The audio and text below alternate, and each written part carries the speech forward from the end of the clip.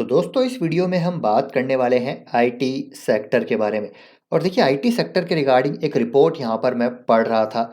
उसके कुछ important points और डिटेल्स हाइलाइट्स आपके साथ यहाँ पर मैं शेयर करने वाला हूँ। और उस रिपोर्ट के अनुसार आईटी सेक्टर में थोड़ा प्रेशर यहाँ पर रह सकता है, जिसकी बात हम लगातार कर ही रहे हैं। हालांकि देखिए आईटी सेक्टर बहुत ज़बरदस्त यहाँ पर करेक्शन पे चल रहा है, ऑलरेडी काफ़ी करेक्ट हो चुका है। काफ़ी सारी कंपनीज स्टॉक्स जो है अट्रैक्टिवली अभी यहाँ पर वैल्यूड नज़र आ रही हैं, लेकिन स्टिल अभी यहाँ पर स्लो ग्राइंडिंग देखने को मिल सकती है। तो इस रिपोर्ट के अनुसार वो क्या चीज़ें हैं जो हमको जानना ज़रूरी है, वो आपके साथ शेयर करूँगा। 5 स्टॉक्स को यहाँ पर कवर किया गया है, वो भी हम शेयर करेंगे, तो बने रहिए वीडियो के साथ।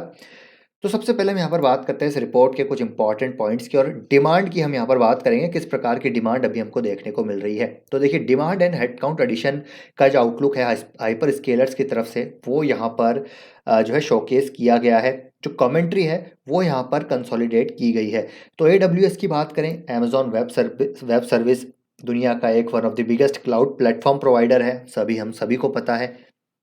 तो उनका क्या यहाँ पर कमेंट्री आई है, देखिए उनका कहना है कि यहाँ पर 28% डेफिनेटली ग्रोथ आ रही है AWS के लिए, लेकिन the back end of quarter we are more in the mid 20% growth range, so fairly that's forecast through the fourth quarter. तो आगे आने वाले क्वार्टर में यहाँ पर जो ग्रोथ फॉरकास्ट है वो यहाँ पर डाउन कर दी गई है AWS के द्वारा। केपेक्स यहाँ पर उनका जो है लोअर किया गया है, उन्होंने यहाँ पर कट किया है, probably cut about a third of our budget from what we originally thought of 2022। तो उन्होंने अपने बजट जो स्पेंडिंग है केपेक्स को लेकर वो यहाँ पर कट डाउन करी है। एंड डिमांड की बात करें तो यहाँ पर शॉर्ट टर्म में डेफिनेटली डिमांड ड्रॉप हुई है। तो I think everyone is just cautious and they want to again watch their spend. तो यहाँ पर कहीं ना कहीं जो क्लाउड प्रोवाइडर्स हैं वो यहाँ पर अपनी केपेक्स को लोअर डाउन कर रहे हैं, अपनी ग्रोथ को यहाँ पर कट डाउन कर रहे हैं। तो ये सारी चीज़ें जो हमारी आईटी सर्विस इंडस्ट्री है उनके लिए कहीं ना कहीं नेगेटिव हो सकता है। तो आगे आने वाले क्वार्टर यानी कि Q3 और Q4 बहुत इंपॉर्टेंट है, और एक्सेंचर के अभी आई थिंक बहुत जल्दी जो है रिजल्ट भी आने वाले हैं, उससे सारी चीज़ें यहाँ पर क्लियर हो जाएंगी। बात करते हैं गूगल क्लाउड की, तो इन्होंने भी देखिए यहाँ पर जो है स्लो पेस की बात की है।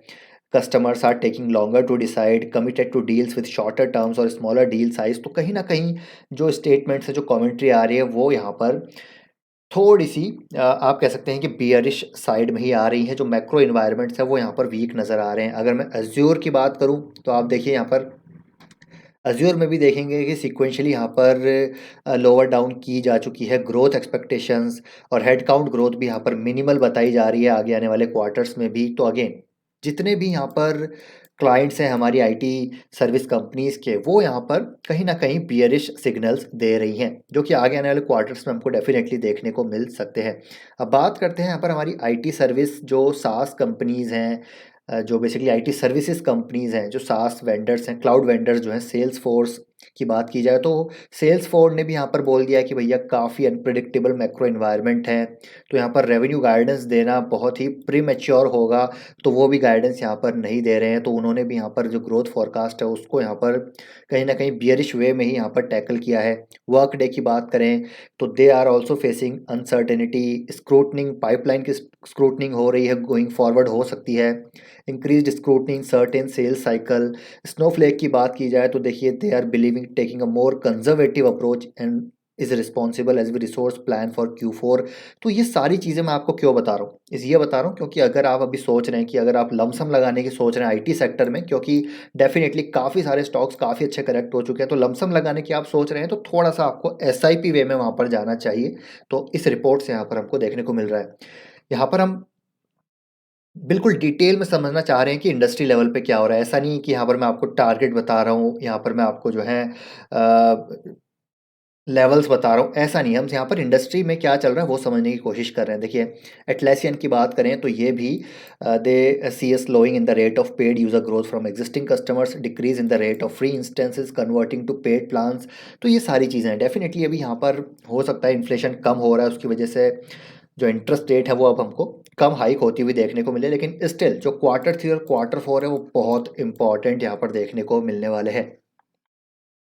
हमारी जो कंपनीज हैं आईटी की, जो दिग्गज कंपनीज हैं उनकी बात की जाए, टॉप 5 की बात की जाए तो देखिए मार्च 2022 में उनका कहना था डिमांड रोबस्ट है, सभी ने कहा था डिमांड जो है वो वेरी स्ट्रांग है। लेकिन जून 22 आते ही यहाँ पर आउटलुक गुड किया जा चुका था, लेकिन थोड़े बहुत वीकनेस के साइन यहाँ पर वो दे रहे थे। देखिए यहाँ पर slight change in the demand pattern, no significant change in client spending, तो यहाँ पर थोड़े से इनके स्टेटमेंट्स डिफर होते हुए नजर आए। फिर सितंबर 2022 में cautious behaviour seen from clients, ठीक है, delay decision making by clients, TCS हो, इन्फोसिस हो, expect slow down in tech and retail segment, Wipro का कहना था, remain very positive on the near term growth. तो एचसीएल यहाँ पर पॉजिटिव था, हालांकि टेक महिंद्रा की बात करें तो clients to reprioritise where money is spent.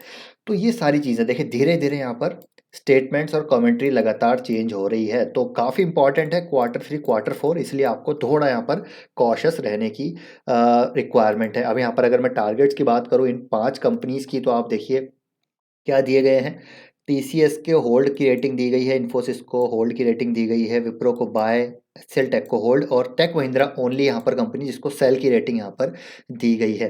तो ये सिर्फ इसलिए बता रहा हूँ कि आप अगर यहाँ पर इन्वेस्टेड हैं तो मेरे ख्याल से इन्वेस्टेड रहना चाहिए, लेकिन बहुत ज़्यादा अग्रेसिव अभी हमको नहीं होना है। तो जेएम फाइनेंशियल की ये जो रिपोर्ट है काफ़ी अच्छी रिपोर्ट है, यहाँ पर बहुत बड़ी रिपोर्ट है, मैं पढ़ रहा था, मैं सोचा चलिए आपके साथ शेयर कर देता हूँ, क्योंकि मैं भी यहाँ पर धीरे धीरे एक्यूमुलेट कर रहा हूँ। तो जो प्रिफर्ड कंपनीज़ हैं मेरी, वो इन्फोसिस है, यहाँ पर एलटीआई है, ठीक है, एंड यहाँ पर परसिस्टेंट को भी मैं धीरे धीरे एक्यूमुलेट कर रहा हूँ।